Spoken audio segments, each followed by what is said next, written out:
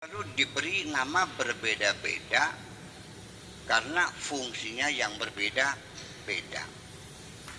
Ketika firman Tuhan itu ditulis di kertas dengan tinta, dijilid, dicetak, itu namanya mushaf.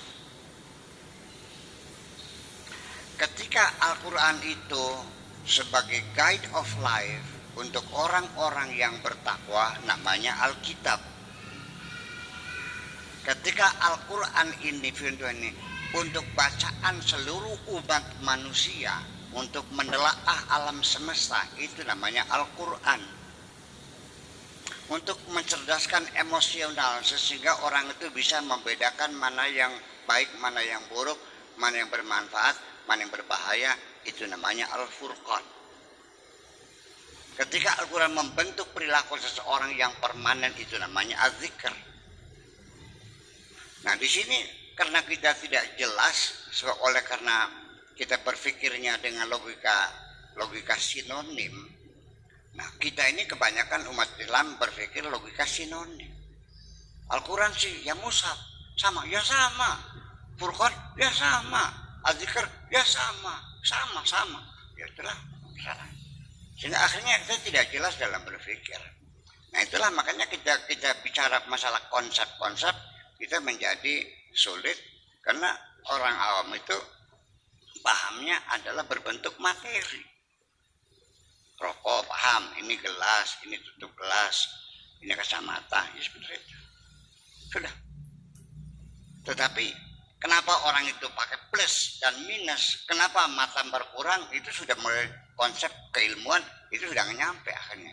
Nah, itulah makanya lalu bagaimana mata itu mengirimkan sinyalnya kepada otak, bagaimana otak kita memproses ya sehingga menjadi perilaku kita.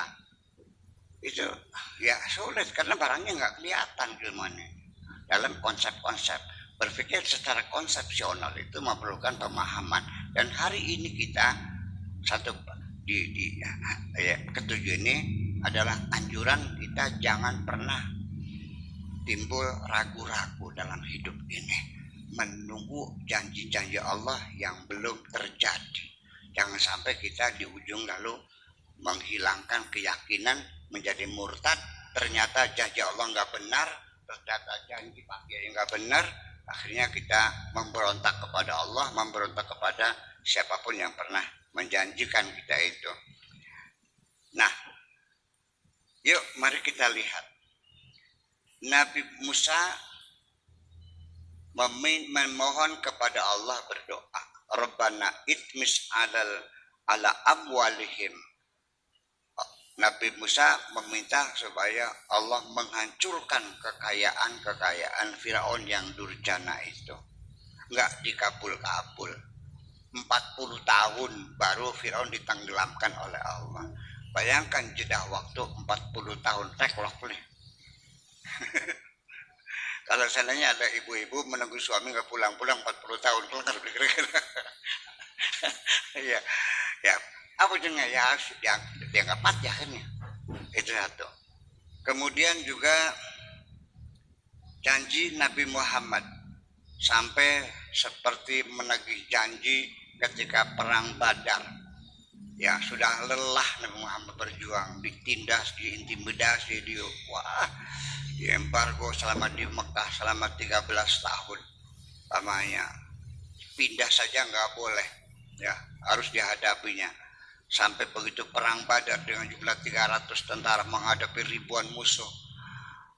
Di situ dia mengatakan Allahumma ahdak wa wa'dak, Allahumma intahlik hadhil isabah lam tu'bad ba'dal yawm.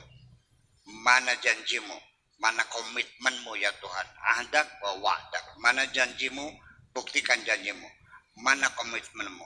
Wahai Tuhanku, andaikan tentara ini enggak menang, besok engkau tidak akan disembah orang lagi. Kan ditiru Nenowarisman, kayaknya kah? Iya kan, dari kaya Kanjeng Nabi kayak. Nah itulah persoalannya. Ya, Nabi juga ini gimana gitu, terjadi persoalannya. Sampai Nabi Muhammad sendiri juga dalam penantian itu seringkali disentuh oleh Allah kata Allah, ma wadduha wal laili, engkau itu dari pagi buta sampai malam kelam, jengak jenguk jental jentul berteka-teka malaikat Jibril ya. Ma wadda'aka rabbuka wa ma qala, engkau tidak ditinggalkan, Tuhanmu tidak marah kepadamu. Wadduha wal laili saja, ma wadda'aka rabbuka wa ma qala walal akhiratu khairul laka minal ula. Berenang-renang apa dahulu, berakit-rakit, kemudian bersenang-senang dahulu, bersakit-sakit dahulu, bersenang-senang kemudian. Jadi wal akhiratu khairul laka minal ula, nah, enaknya nanti, sabar sajalah, nggak usah buru-buru, tunggu saja. Allah tidak akan mengingkari janjinya bahwa nanti wala sawfa yu'tika rabbuka fatardah, nanti juga bakal dikasih. Nah, inilah saya harapkan mudah-mudahan Iqadul ini satu arahnya ke situ.